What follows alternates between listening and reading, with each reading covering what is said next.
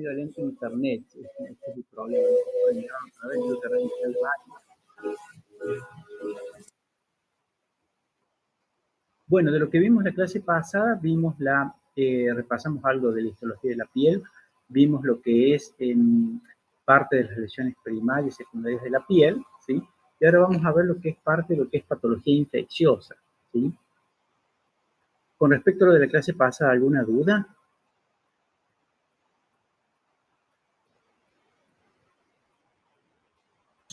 No, profe, por mi parte no, está bien explicado, así, más allá de su explicación, el Power está bien clarito, por lo menos fue clara la clase. Bueno, lo mismo, después vamos a hacer repaso, ¿no es cierto? ¿Por qué? Porque son temas muy largos, digamos, Sí.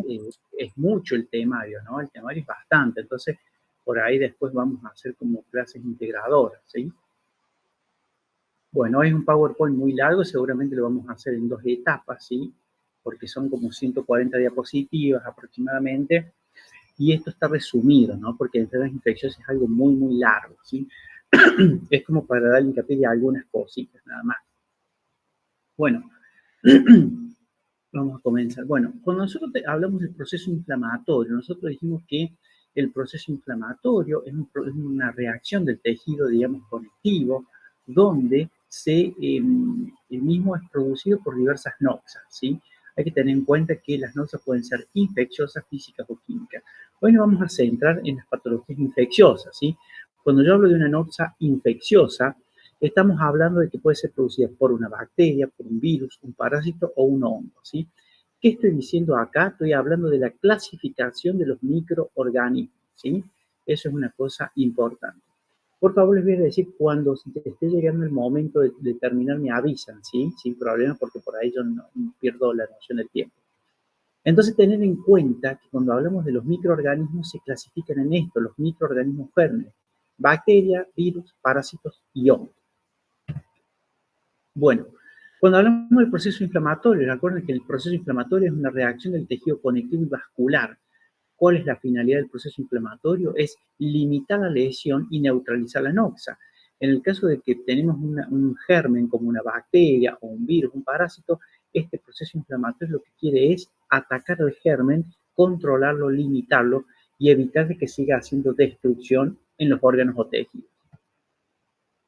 Aquel esquemita cuando vemos el sistema arteriovenoso, los capilares, como es lo normal y como es en el proceso, digamos, patológico inflamatorio, ¿sí? Hay vasos dilatados, congestivos, aumento de la permeabilidad, edema, y todas estas células inflamatorias que salieron a ¿qué? A controlar la noxa o a generar ¿qué? La reparación del tejido.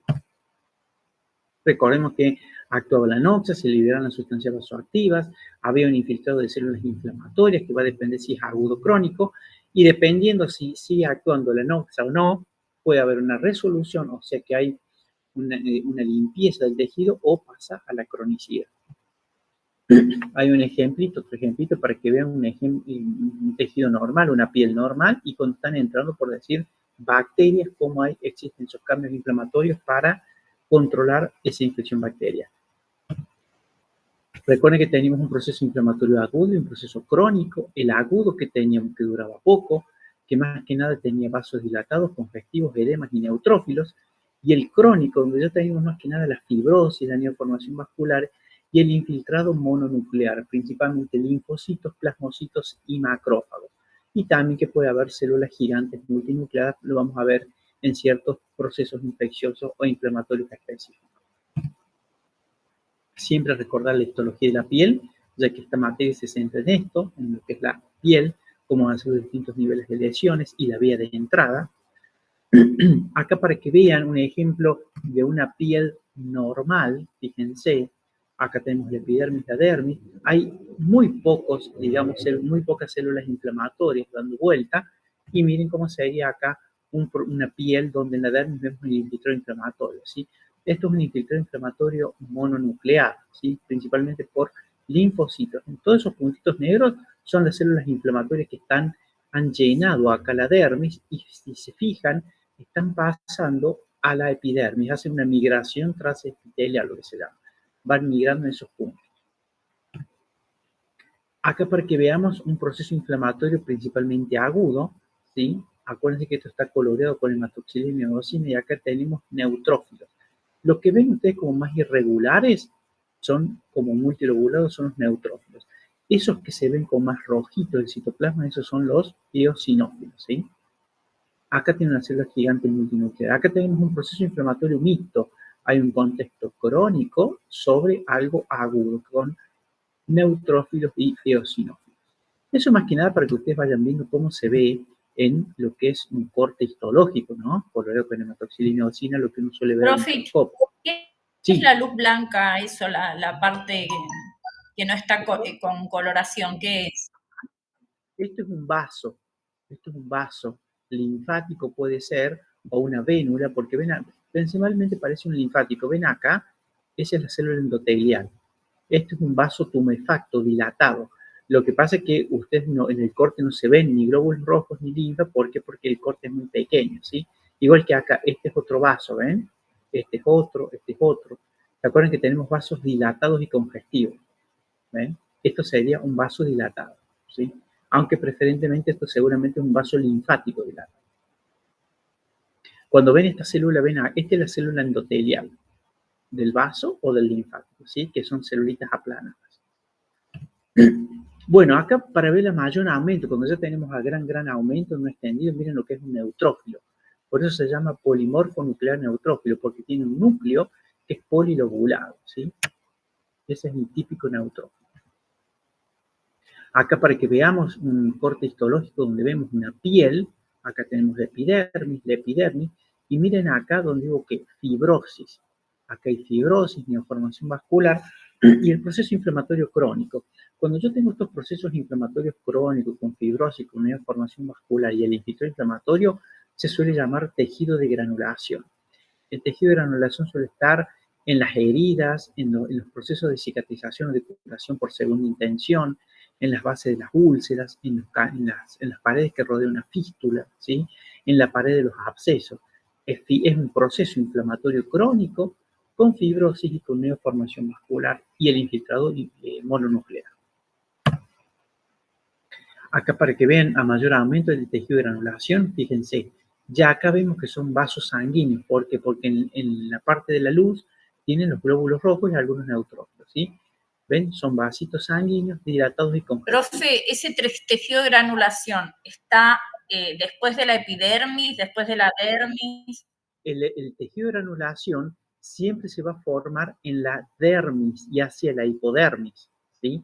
Jamás va a haber tejido de granulación en la epidermis, porque acuérdense que la epidermis es un epitelio y es avascular, no tiene vasos sanguíneos la epidermis, ¿sí? ¿Qué necesitamos? Que para que se forme tejido de granulación existe una parte del tejido que tenga capacidad de formar vasos sanguíneos. Y fíjense, está acá en la dermis papilar, dermis reticular, y si siguiera hacia abajo vamos a encontrar la hipodermis, ¿sí? Pero miren acá, todo este fibrosis completa, y acá es donde más se intensifica. Acá fíjense en este tejido de granulación, el mayor aumento que hay fibrosis y estos son vasitos neoformados. Son vasos neoformados, que lo estoy viendo a gran aumento. Bueno, cuando nosotros tenemos los tejidos de nuestro cuerpo, tenemos dos partes. Nuestros tejidos se dividen en dos partes. Una parte que es el parénquima, que es la parte funcional de un tejido, que puede ser en el hígado formado por los hepatocitos, en el músculo formado por los miocitos, en el sistema nervioso por las neuronas, ¿sí? En la glándula tiroides por los folículos tiroides. Esto es lo que nosotros llamamos parénquima. Es el tejido en sí funcionante, es lo que me hace que un órgano tejido sintetice o forme algo distinto a otro tejido. Pero ¿qué pasa? Este parénquima está como sostenido en una estructura, una armazón que se llama estroma. El estroma está formado ¿por qué? Por el tejido fibroso. Ese tejido fibroso formado por fibroblastos, y este que hace, el estroma contiene al parénquima en una cápsula, en tabiques, y a la vez tiene que los vasos y los nervios que están irrigando e inervando el parénquima, ¿sí? Entonces yo cuando tengo un órgano, un tejido, la parte del parénquima es lo funcional. Un ejemplo, si hablamos del hígado, el parénquima son los hepatocitos, la célula funcional del hígado. Ahora, el estroma es la cápsula que rodea el hígado, los ejes del tejido conectivo, que sostienen los vasos sanguíneos, los nervios y toda la estructura, ¿sí? Parénquima es lo funcional y el estroma es la estructura de sostén, ¿está? Profe, Bueno, sí. estaría viendo el power, no sé. ¿Cómo? No, yo no estaría viendo el power, no sé si lo están usando. ¿El power o no? Sí, yo, ¿se ve? ¿Se ve? Bien. Fíjese, el que no puede verlo hay que ver, trate de salir y entrar otra vez, ¿sí? Porque está como lento. Probablemente si apagan la cámara puedan visualizarlo. Ah, puede ser eso. Sí, traten de apagar las cámaras. Porque muchas veces... Está muy complicado el internet, muy complicado. Sí, está muy lento, a mí me costó mucho ingresar. Sí. Por eso. Sí. Fíjense de apagar las cámaras y fíjense de última salir y volver a ingresar, ¿sí? Pero me dicen, si la mayoría no ve, vemos, ¿sí? Bueno, entonces tenemos acá lo que es parénquima y lo que es estroma, ¿sí? Bien. Cuando yo tengo un proceso inflamatorio en un órgano, se le agrega lo que es la parte itis. Por eso cuando yo tengo la inflamación del hígado se llama hepatitis, la del páncreas, pancreatitis. En la piel yo me centro en lo que es la parte de la dermis, que es donde más va a tener el proceso inflamatorio por la cantidad de vasos que tiene. Por eso se llama dermatitis, de dermis. Entonces el proceso inflamatorio de la piel se llama dermatitis. Cuando hay un proceso inflamatorio en la pared del vaso, que se suele dar en patologías autoinmunes, se va a llamar vasculitis. Cuando lo que está inflamado es el músculo, generalmente muchas veces el músculo estriado, se va a llamar miositis, ¿sí? Si hay un compromiso inflamatorio del hueso de la médula ósea por un proceso inflamatorio, se va a llamar inflamatorio e infeccioso, se llama osteomielitis, ¿sí?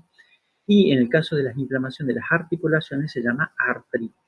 Eso como para saber más o menos cuando yo digo itis, me está significando que hay un proceso inflamatorio, ¿no es cierto? Y tengo que ver qué es la parte inicial de la palabra para yo orientarme a cuál es el tejido u órgano afectado. Bueno, vamos con lo que es infecciones. Eso es porque, describí esto, hice como un pequeño resumen nuevamente de la inflamación, porque yo puedo tener un virus que me genera una hepatitis, puede ser un virus típico del hígado, un virus hepatotropo me genera una hepatitis. Un proceso, digamos, una bacteria me puede generar una dermatitis. Una bacteria que llegue por vía sanguínea a médula ósea me puede hacer una osteomielitis, o una bacteria que llegue a la articulación me puede generar artritis. Entonces, yo tengo que saber lo que significa la inflamación de cada órgano o tejido. Bueno, con respecto a las infecciones se producen por los microorganismos. Clasificamos a los microorganismos. Los microorganismos se clasifican en bacterias, virus, parásitos y hongos. Esto es una cosa que lo tienen que saber muy bien ustedes. No pueden responder o decir, es producido por un germen. ¿Qué tipo de germen? ¿Es una bacteria, es un virus, un parásito, un hongo? Y a la vez uno tiene que tener en cuenta que se comportan estructuralmente, son muy distintos. Una bacteria es muy distinta a un virus, a un parásito y un hongo, ¿sí? Son muy distintos estos microorganismos, tanto en morfología, tanto en tamaño, y como así también en patogenicidad. ¿Qué significa? Que hay unos que son mucho más peligrosos que otros, ¿sí? Un ejemplo, con respecto al tamaño, ¿sí? El virus es el microorganismo más pequeño que existe. El virus es lo más pequeño que existe. Muchas veces está formado por un filamento de ADN o ARN recubierto con una estructura proteica y es lo más chiquitito que hay el virus, ¿sí? El virus es tan pequeño que se mete dentro de la célula, ¿sí? Después en tamaño que podemos hablar de las bacterias. Las bacterias hay distintas formas, características, formas de ingresar al organismo y atacar distintos órganos, ¿sí? Se clasifican. Si bien hay bacterias intracelulares, hay otras que no ingresan dentro de la célula, pero son más pequeñas que una célula eucariota, que una célula de nuestro cuerpo, pero son pequeñas. Después pasamos a los hongos. Los hongos son también pequeños, son microscópicos, ¿sí? Ahora, ¿qué tengo que yo saber con respecto a los hongos? Que los hongos generalmente cuando hay una infección por hongos, sobre todo esas infecciones profundas adentro del cuerpo, hay que tener cuidado que son oportunistas, son personas inmunocomprometidas. Hay que ver si el paciente es HIV, si el paciente no es trasplantado, si el paciente no tiene quimioterapia, uso de corticoides, ¿sí? Por eso hay mucho cuidado cuando un paciente tiene un hongo dentro del cuerpo, ¿sí? Hay que tener cuidado con eso. Y después los parásitos, ¿por qué hay que estudiarlos? Porque los parásitos mínimamente tenemos que saber qué es un parásito. Los parásitos tienen una característica en su morfología y tamaño, ya que tenemos parásitos unicelulares, como pueden ser el Trypanosoma cruzi, ¿sí? Que produce chagas, que es unicelular, ¿sí? Hasta parásitos que pueden formar gusanos que pueden medir hasta 6-7 metros, ¿sí? Como la Taenia saginata o la Taenia solium, que están en el intestino delgado, ¿sí? Entonces los parásitos miden, tenemos desde unicelulares microscópicos hasta parásitos que pueden medir 6-7 metros, ¿sí? Entonces ven que cuando uno estudia mínimamente, estamos ingresando en el tema de los microorganismos, hay una gran diversidad, no solo por la forma, por el tamaño, sino porque por el tema de contagio de los mismos, sino a la vez por la patogenia de los mismos. Hay algunos que son muy patógenos, ¿sí? Hay bacterias que son tremendamente patógenas, al igual que los virus, que pueden llevar a la muerte del paciente en cuestiones de 4, 5, 6 días, ¿sí? Por eso hay que tener mucho cuidado con los virus y las bacterias, ¿sí? Bueno, vamos a comenzar con bacterias. ¿Qué son las bacterias? Las bacterias son microorganismos unicelulares, ¿sí? Nosotros decimos que las bacterias son procariotas. ¿Por qué son procariotas? Porque carecen de membrana nuclear. Son células como más primitivas. No es como la célula eucariota nuestra que tiene una envoltura nuclear y separa lo que es el material genético del resto del citoplasma. La célula procariota no, es como toda una sola cosa. ¿Cómo se divide la bacteria? Por una fisión binaria, ¿sí? Se divide a la mitad, una vez que llega a un tamaño importante, se divide a la mitad. ¿Cómo se clasifican las bacterias? También dentro de su metabolismo en aerobias, anaerobias. Las bacterias aerobias son aquellas que frente al oxígeno se pueden replicar, o sea que el oxígeno no es tóxico para ellas. Pero las anaerobias, el oxígeno las inhibe, ¿sí? Entonces, por eso van a ver ustedes que cuando hay bacterias anaerobias como los Clostridium, que son muy patógenos, uno generalmente en las heridas pone agua oxigenada porque tiene un átomo extra de oxígeno y eso bloquearía a las bacterias anaerobias. Por eso que se usa el agua oxigenada, ¿sí? Para matar las anaerobias. ¿Cómo clasificamos también a las bacterias? Las podemos clasificar en qué? En gram positiva o gram negativa, ¿sí? Esta es la gran división que tenemos con las bacterias. Unas van a tomar coloración de gram y otras no. Entonces tenemos unas que son positivas y otras negativas. Cuando yo hablo de las bacterias gram negativas, generalmente es por una característica de su pared, de su membrana bacteriana, son más patógenas las gram negativas. Mira que las gram positivas son menos patógenas. Y dentro de esas tenemos, de las gram negativas, tenemos algunas que se llaman micobacterias y se usa una coloración especial que son las de 100 Nielsen, sobre todo para Mycobacterium tuberculosis, Mycobacterium leprae. Existen muchísimas más coloraciones, pero no hace falta estudiarlas para los propósitos que tenemos. Bueno, acá les pongo yo una esquemita. La célula eucariota es la célula de nuestro cuerpo, la célula que está conformando los hepatocitos del hígado, la célula muscular del corazón, la célula muscular del músculo estriado, el adipocito, todas las células de nuestro cuerpo es célula eucariota. ¿Por qué? Porque tiene esto, un núcleo y una membrana nuclear, ¿sí? Y dentro del núcleo que tenemos el ADN dispuesto de forma dispersa, en forma de núcleo. Y después tenemos los separa del citoplasma, que en el citoplasma tenemos la mitocondria y los otros organelos, como son la parte de Golgi, retículo plasmático liso, rugoso, ribosomas, todo el resto de orgánelos, ¿sí? Esto es la célula eucariota de nuestro cuerpo. Miren, esta es una célula procariota, corresponde a una bacteria, ¿sí? Una bacteria no tiene membrana nuclear, tiene su material genético disperso en ese citoplasma que tiene la bacteria, ¿sí? Está disperso. Y lo que puede tener, y lo que tiene sí es una membrana nuclear, una pared rígida en proteoglicano. Esta pared es una pared rígida que tiene la bacteria de proteoglicano.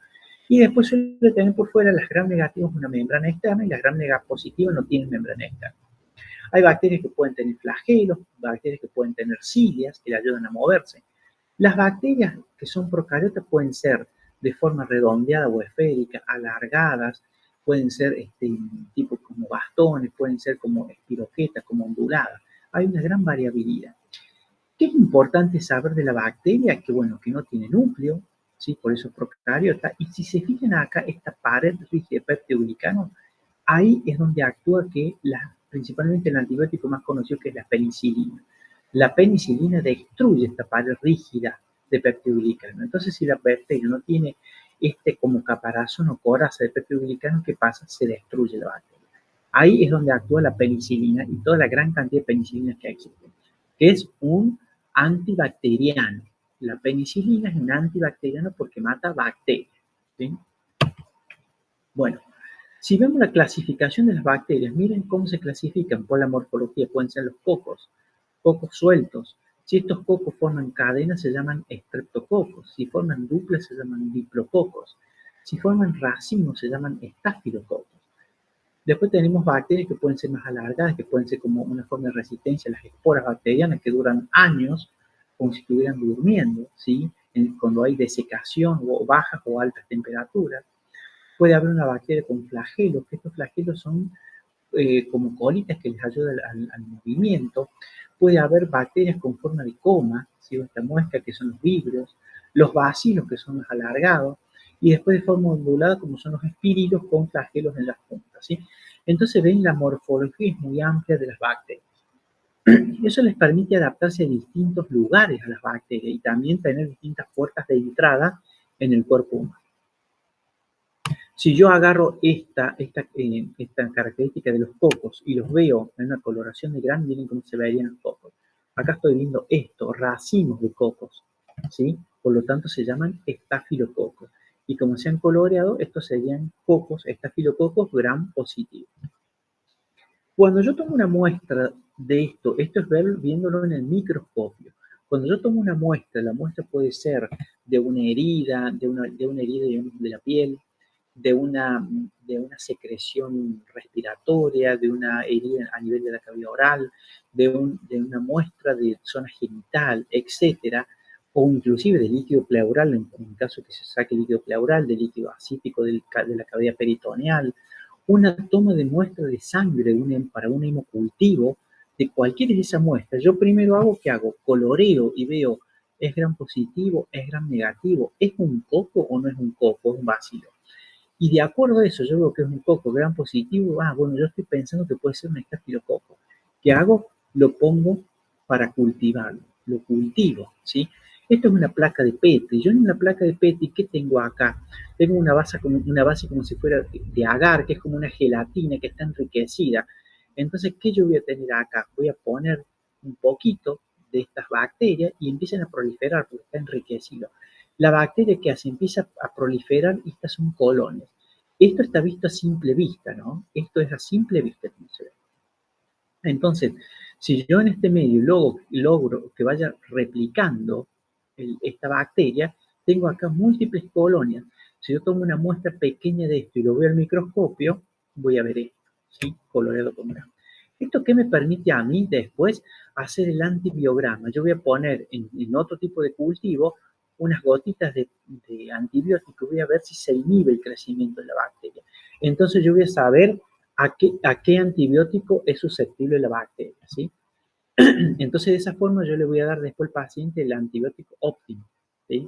Es importante entonces hacer la muestra, tomar la muestra, identificar el germen, ¿sí? Y después hacer el antibiograma para yo hacer el tratamiento óptimo. Profe. Sí. Están también los que son resistentes al antibiótico. Exacto, por eso se hace el antibiograma. Porque supongamos, vamos a suponer un paciente que tiene una infección respiratoria, ¿no? El paciente tiene tos de expectoración porque está haciendo una neumonía y ya está haciendo una septicemia, se está diseminando por sangre. O el paciente le tomas la muestra, lo envías al laboratorio para que se haga el cultivo y después le haces el antibiograma. Obviamente que vos, una vez que tomaste la muestra, vos le das un antibiótico lo mismo al paciente, ¿sí? Le das un antibiótico, digamos, de regla, como regla, 2 o 3 muchas veces.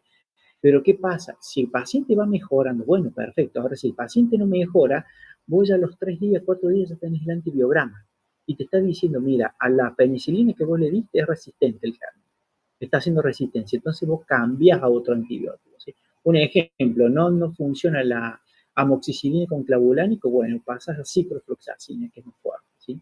Entonces, por eso es muy importante hacer el cultivo con antibiograma. Esa es la regla, Eso se debería hacer siempre, ¿sí? Pero no se hace siempre, ¿no?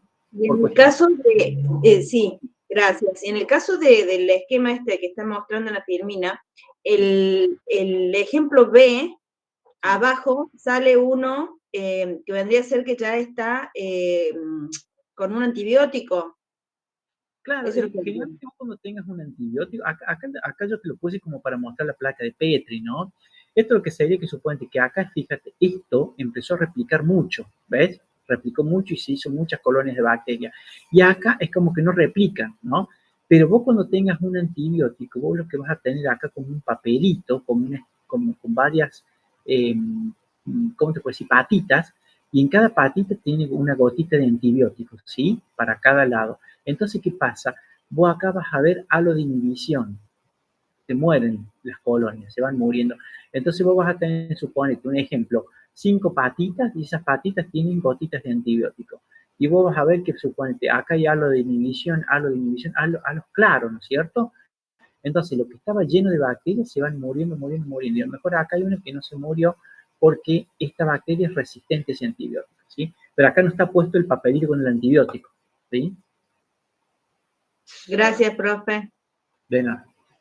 Bueno, acá tenemos un ejemplo para que vean. Acá a nivel esquemático, esto sería una bacteria, ¿sí? Acá tenemos una bacteria, acá tenemos con la membrana plasmática o citoplasmática de la bacteria o membrana bacteriana, y acá la pared, esta pared que yo digo que es rígida, el peptidoglicano, es como si fuera una estructura de ladrillo, por decir. ¿Y qué tenemos acá? El ADN suelto, el ADN bacteriano. ¿Qué pasa? Acá tenemos repliegues de esa membrana, ¿sí? Y eso, llegado un momento cuando el volumen de la bacteria lo requiere, estos mesosomas que hacen estos repliegues, con enzimas, hace que se replique el ADN. Se replique el ADN. Se replicó el ADN y fíjense cómo al replicarse el ADN se separa una parte por un lado para el otro. Y empiezan a formar más mesosomas. Y esos mesosomas van como tabicando, ¿ven? Van tabicando y separando el ADN por un lado y para el otro.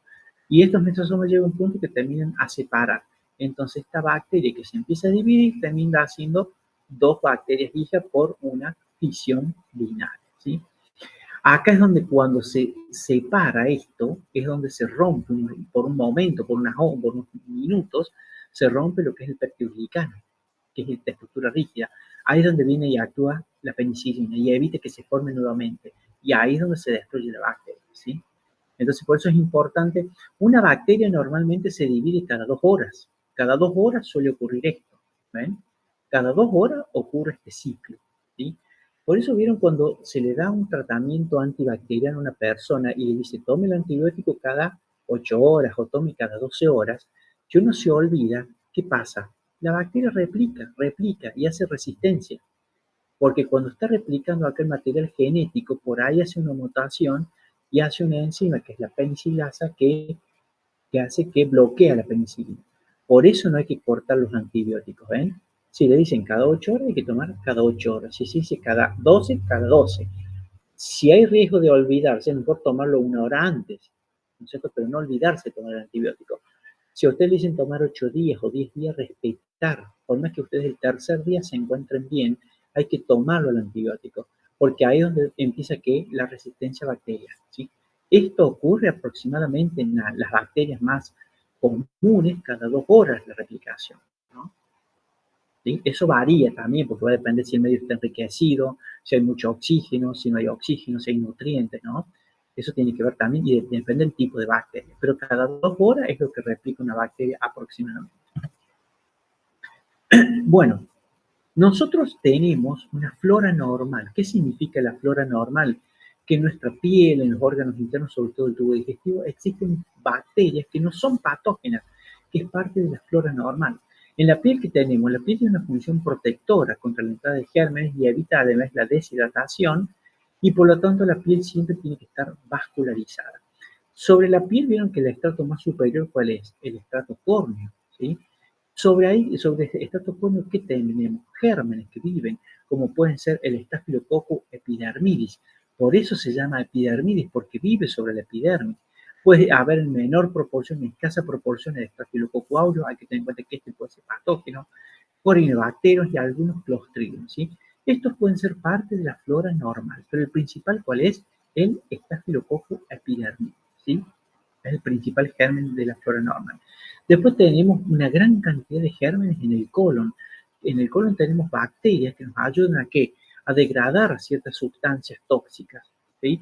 Y forma parte de la flora normal en el intestino delgado, en lo que es el colon principalmente. Entonces son bacterias normales que existen en la flora normal.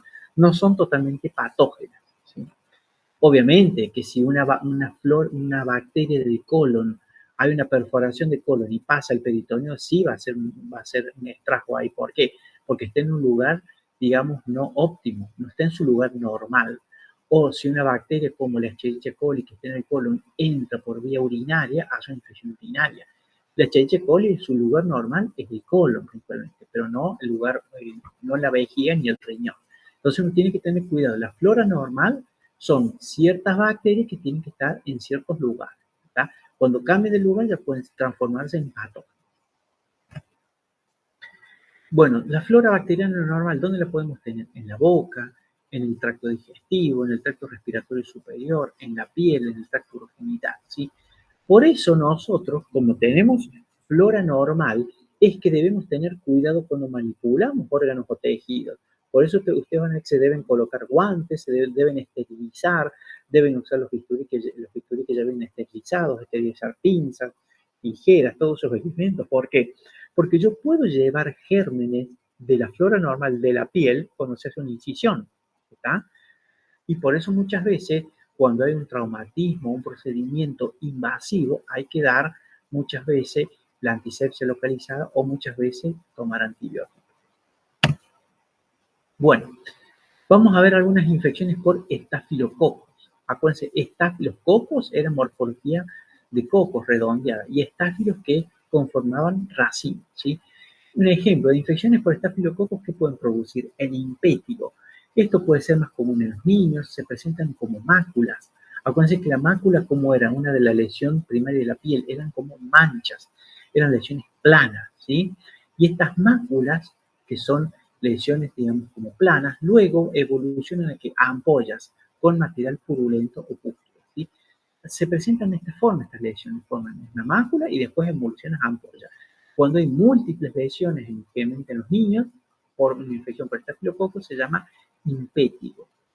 Ahora, si el estafilococo se introduce dentro de un folículo piloso, ¿esto qué me va a generar? Una destrucción del folículo, una inflamación del folículo piloso, haciendo una foliculitis, y me puede destruir el folículo piloso, ¿sí?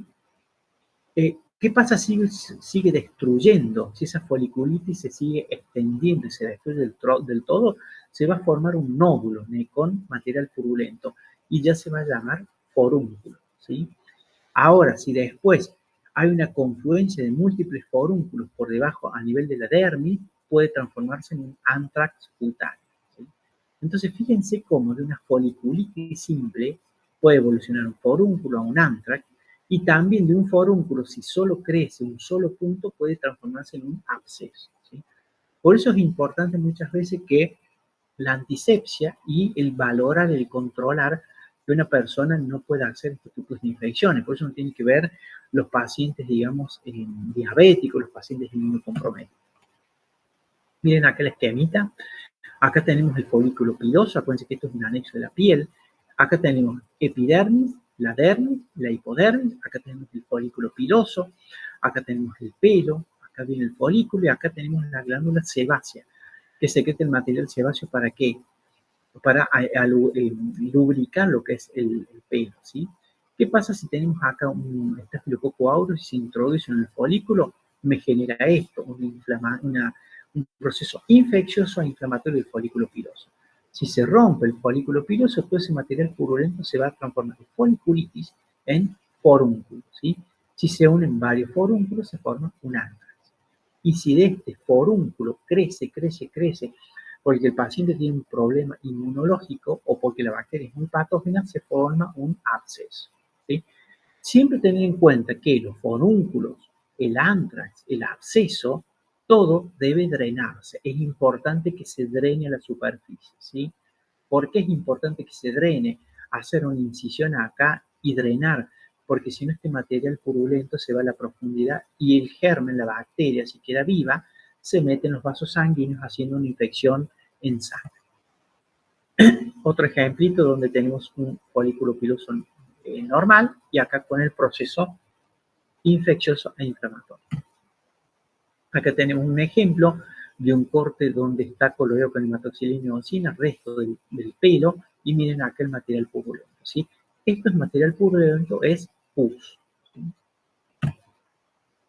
Acá tenemos ya una pústula, donde es material purulento muy circunscrito, que también se puede originar muchas veces un folículo piloso, lo mismo, ¿sí? O que haya ingresado un germen y hace un foco con necrosis y supuración. Acá fíjense, ya tenemos a nivel microscópico, miren acá. Acá tenemos, esos son los polimorfos nucleares neutrófilos, ¿ven? Esos de ahí son neutrófilos. Cuando yo estoy viendo muchos neutrófilos como esta cantidad, yo tengo que decir esto es material purulento. Y cuando hay mucho material purulento me está diciendo que hay bacterias piógenas. Y eso hay que tener cuidado. Cuando yo veo pus, macroscópicamente o microscópicamente me está diciendo que hay bacterias piógenas. Y tener cuidado porque son muy patógenas las bacterias piógenas. Supongamos, acá tenemos un dedo donde se ve material purulento. ¿Esto qué me está diciendo? Que a nivel profundo hay un proceso inflamatorio de causa infecciosa por bacterias piógenas, ¿sí? ¿Esto qué se debe hacer? Se debe de hacer una incisión para que drene. Esto sí o sí debe drenar. Porque si yo no hago drenar esto, la bacteria o restos de bacterias que queden pueden invadir vasos linfáticos, vasos sanguíneos pequeños y diseminarse en el cuerpo del paciente, ¿sí? Obviamente, no solo se hace el drenaje, se hace la antisepsia local, un ejemplo, agua oxigenada, Pervinol, pero también hay que darle al paciente que antibiótico por vía oral, porque si escapa una bacteria, el antibiótico la va a destruir. Otro ejemplo de material purulento, se hace la incisión y el drenaje del material purulento, ¿sí? Fíjense cómo ya a nivel subcutáneo, cómo se ha extendido este material purulento. Bueno, las infecciones estafilocóccicas también se pueden dar en las heridas, ¿sí? La introducción de los gérmenes pueden colonizar la piel de las heridas a nivel de la piel y esto puede generar una infección. La infección, hay que tener en cuenta que cuando hay una infección en una herida, dificulta que la curación de las heridas. ¿Se acuerdan que teníamos las heridas de que cerraban por primera intención, por segunda intención? Bueno, si yo tengo una infección de la herida, va a dificultar el cierre de la herida. Y lo peor de todo es que muchas veces se va a cerrar la superficie de la herida, pero queda el germen en profundidad y sigue proliferando y sigue diseminándose. ¿Tá? Entonces, tener en cuenta esto, cuando yo tengo una herida, siempre tengo que tener desinfectada la herida. Por eso muchas veces, ¿qué se debe hacer? Se deben hacer las curaciones en las heridas, mientras más veces al día mejor, si es posible 3 veces al día mejor, ¿sí? Ya que el germen va a proliferar, acuérdense que la bacteria se duplica cada 2 horas, va a haber material purulento, va a empezar a degradar el tejido y eso me va a dificultar la cicatrización y reepitelización de las heridas, ¿sí? ¿De qué va a depender esto? Que existe una herida, que existan bacterias a nivel de las heridas y dificulta la cicatrización. También va a depender de la vascularización del paciente y como así también el tratamiento. ¿Por qué? Porque un paciente que tenga diabetes o hipertensión arterial tiene patología vascular, entonces no llega la suficiente cantidad de sangre con oxígenos y nutrientes, ¿sí? Y también con respecto al tratamiento va a depender las curaciones que yo haga y va a depender también de la antibiótico terapia que se haga al paciente. Bueno, ¿se entendió más o menos lo de bacterias, de infecciones bacterianas? Sí, profe, sí se entendió. Sí, profe. Bueno, vamos a comenzar un poquito hasta que dé la hora con respecto a infecciones micóticas, ¿sí? Bueno, una cosita más con respecto a las bacterias. Ya que estamos hablando de estafilococo, acuérdense que los cocos piógenes, yo les puse el ejemplo del estafilococo, pero tenemos estreptococos. Hay una gran clasificación de estafilococos, de estreptococos, que me van a producir heridas supuradas. Está el meningococo que me produce meningitis, ¿sí? Las Neisseria que son las Neisseria meningitidis, la Neisseria gonorrea que me produce enfermedades venéreas. Esos son cocos purulentos. Hay que tener en cuenta que lo que vemos acá como supuración ¿sí? Esta supuración, cuando el coco, el estafilococo o estreptococo, supongamos un estreptococo que se llama el estreptococo pneumoniae, que produce la neumonía, es más común que produce neumonía. Cuando entra al pulmón, me produce la neumonía y me produce esto mismo, supuración en el pulmón. Yo cuando un paciente tenga neumonía, tiene esto, tiene pus en el pulmón, ¿tá? Porque estamos hablando de una neumonía bacteriana. La neumonía bacteriana me produce pus en el pulmón. Un ejemplo, el estreptococo pneumoniae o inclusive el estafilococo también me produce eso. Cuando yo hablo de meningitis, que es la inflamación de las meninges, ¿sí? Si yo tengo una meningitis por una Neisseria meningitidis o por un estafilococo o un estreptococo, también me produce pus en las meninges.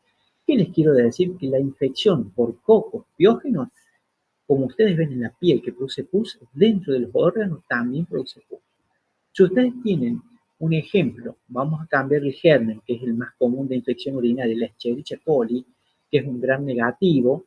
La Escherichia coli también es una bacteria y me produce pus, ¿en dónde? En el riñón, produce las pielonefritis agudas y crónicas y produce las infecciones renales. Cuando ustedes escuchen hablar de una infección renal, dentro del riñón hay foquitos chiquitos de pus.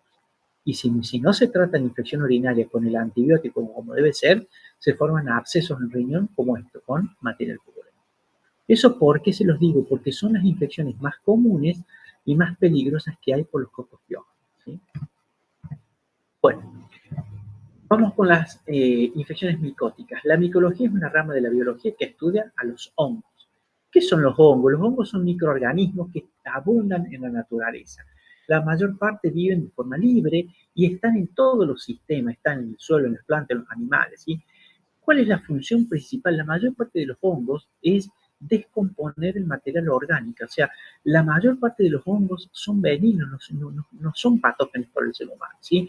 Ayudan a degradar todos los restos orgánicos. Pueden ser plantas muertas, animales muertos, estiércol. Todo eso los hongos se encargan de degradarlo. Por eso es muy importante la función de los hongos, ¿sí? Bien. A ver, esperen que no, me adelante. Ese estaba colado de tiempo.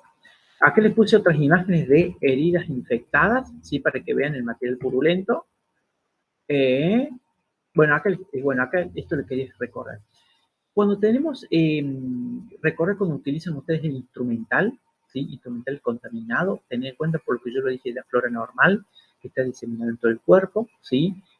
Hay muchos gérmenes, y hay que tener en cuenta los Clostridium, que son anaerobios, ¿sí? Hay que tener en cuenta eso, y las pseudomonas, que las pseudomonas son las que producen las infecciones intrahospitalarias, ¿sí? Bueno, con respecto al absceso, el absceso es una colección de pus o material purulento, ¿sí? Acuérdense que la foliculitis puede evolucionar de un forúnculo y el forúnculo a un absceso, ¿sí? Formado por los cocos piógenos. Esto sería un absceso. Sí o sí se debe drenar después para que salga superficie. Así se puede ver lo que es un absceso. Uno ve una lesión sobrelevada y ahí se ve un poco... Sí. Sí. Sí. ¿Y cómo drena una meningitis? ¿Se puede drenar? La meningitis, es que vos en la meningitis lo que vas a hacer, es sacar líquido cefalorraquídeo por una punción lumbar, porque vos tenés que sacar el líquido cefalorraquídeo, tenés que identificar el germen, hacer un cultivo del germen, porque vos tenés una meningitis, suponete, y vos todavía, hasta que no saques el líquido cefalorraquídeo, vos no sabes si es viral o bacteriana, ¿sí? Entonces, cuando vos sacas el líquido cefalorraquídeo, si el líquido está más turbio, pensás que puede ser una bacteria piógena, ¿sí? Si está más claro, pensás que puede ser que un virus. Y después, ¿qué haces? Si vos pensás ya que es una bacteria, haces cultivo, ¿tá? Y ahí, ¿qué haces? El antibiograma, ¿sí? ¿Por qué? Porque le empezás a dar al paciente, digamos, lo que es el antibiótico, pero tenés que confirmar después el antibiograma por las dudas que sea resistente. Un paciente que tiene una meningitis va a tener fiebre muy elevada, va a tener cefalea muy intensa, el dolor es muy intenso en la cabeza, y eso le aumenta la presión endocraniana, porque acuérdense que el cráneo es como una estructura cerrada, aumenta la presión, la presión, la presión. ¿Qué pasa si no se reduce la presión endocraniana al sacar el líquido cefalorraquídeo? Se enclava el bulbo raquídeo en el orificio occipital, y ahí se produce el paro respiratorio, ¿sí? porque en el bulbo raquídeo está el centro de la respiración. ¿Tá? Por eso las meningitis son urgencias, hay que tratarlo urgente a eso. No se pueden demorar, puede que sea importante. ¿Sí? Entonces, por eso, bueno, estudias el líquido cefalorraquídeo. ¿Es viral? Es bacteriano. Y ahí vas viendo para qué lado o para el otro. ¿Está? Bien. Gracias, profe. De nada, acá para que vean un absceso. Ven acá esto mínimo, pero ustedes hacen un corte, va a salir una gran cantidad de material purulento. ¿Sí? Lo importante es que esto drene, que salga hacia afuera. ¿Sí? No que quede adentro. Bueno, clínicamente, ¿cómo se va a ver una infección localizada? Volvemos a repasar lo que estamos viendo de bacterias, ¿sí? Pero esto yo se los puse porque quiero hacer hincapié en lo que es en el miembro inferior. Si usted tiene un proceso infeccioso, van a ver una lesión. ¿Qué puede estar viendo? Usted puede estar viendo una herida, puede estar viendo una úlcera, puede estar viendo una piodermitis. ¿Y qué van a ver?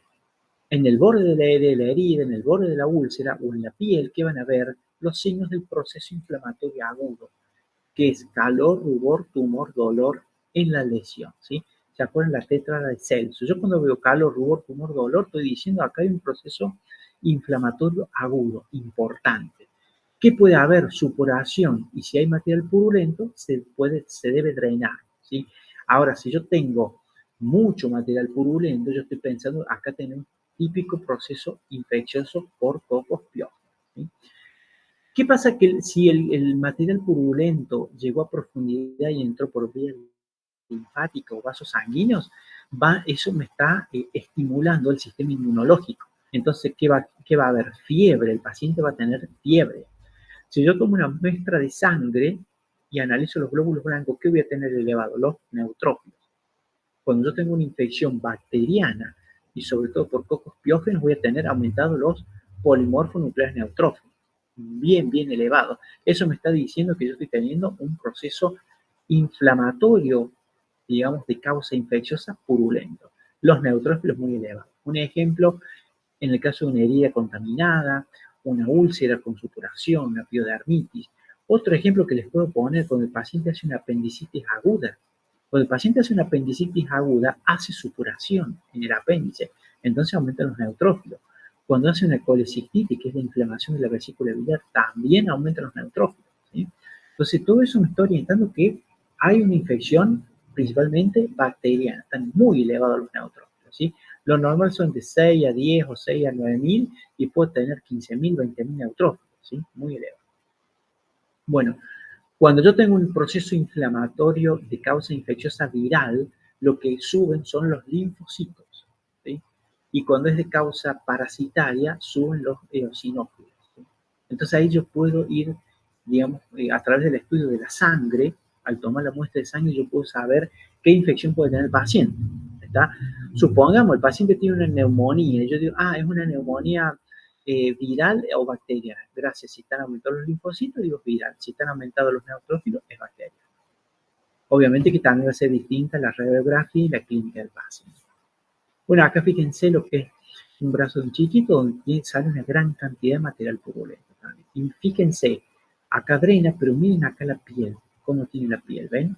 Bien marcados los signos del proceso inflamatorio. Acá tiene calor, rubor, tumor, dolor, ¿sí? Y llega un momento que se debe drenar ese material purulento, ¿sí? Acá para que vean, esto puede ser como una celulitis, una piodermitis, una dermatitis, una celulitis. Es lo mismo, acá significa que la bacteria ingresó a través de una pequeña herida, mínima herida o a través de un folículo piloso, ingresó y colonizó acá la dermis. Todo el tejido celular subcutáneo, miren. Inclusive puede ser la hipodermis. Y acá tenemos que calor, rubor, tumor, dolor, ¿sí? Muchas veces estas celulitis avanzan, hay que tener cuidado. Bueno, vamos a adelantar algo para que vayan viendo. Cuando tenemos estos procesos de celulitis, sospechamos que hay un proceso inflamatorio infeccioso, ¿sí? Y siempre uno tiene que analizar que la epidemiología del paciente, qué edad tiene el paciente, qué sexo tiene el paciente, qué otras enfermedades. Si es un paciente de 70 años, yo tengo que analizar, ¿están edematizados los pies? ¿Tienen edema los pies, ambos pies? ¿Por qué? Porque el paciente puede ser un paciente que tenga diabetes, hipertensión, insuficiencia cardíaca. Entonces eso me genera alteración en el aporte sanguíneo a nivel arterial y alteración en el drenaje venoso profundo, ¿sí? Y eso me condiciona que el paciente haga celulitis. Por eso van a ver que las alteraciones arteriales y venosas generan trastornos tróficos y condicionan a las infecciones bacterianas en el paciente. Acá para que vean... Disculpe, tengo una duda con referencia a cuando hay una infección Sí. Y se hace un hilo rojo como ser en el brazo, vi en el dedo y vi también en el pie, y se hace como un hilo rojo que va subiendo. ¿Por qué se hace eso? Nunca vi yo eso, yo nunca vi, pero no sé si, no sabría decir porque nunca lo vi a eso. Generalmente hay que ver si eso corresponde a una vena trombosada, tendría que verlo para yo explicarle. Claro. Pero si es superficial, si es muy perfecta la línea, y es rojo azulada, puede ser un vasito que esté trombosado, un vaso sanguíneo. Un vaso sanguíneo sería una vena superficial trombosada, ¿sí?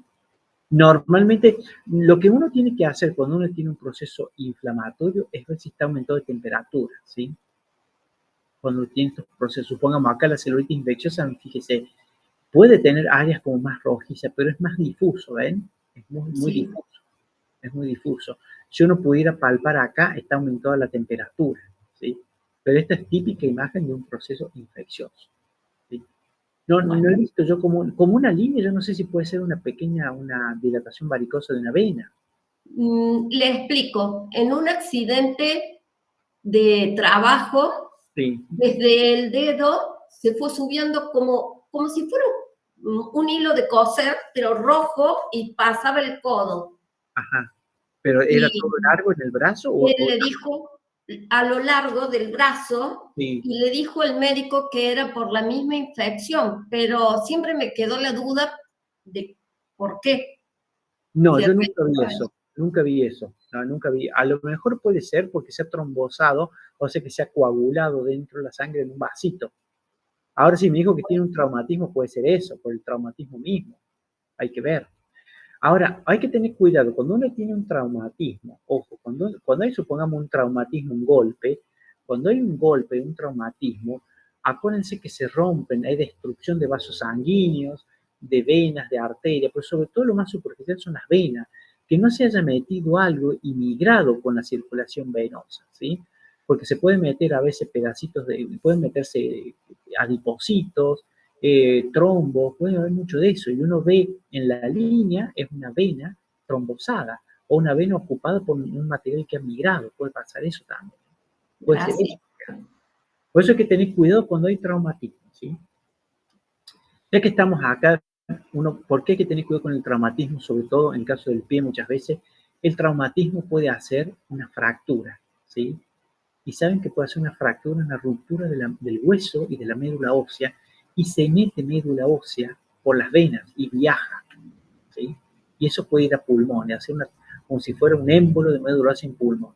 Entonces puede pasar eso, ¿sí? Por eso hay que tener cuidado cuando es postraumático, hay que analizarlo bien a causa, ¿sí? Bien, acá tenemos entonces un ejemplo de una celulitis infecciosa, como ustedes ven esto, ¿sí? Estos casos que hay que analizar. Seguramente el paciente, fíjense, tiene edema acá en el pie, se nota claramente, uno podría apoyar el dedo y ver si deja fobia.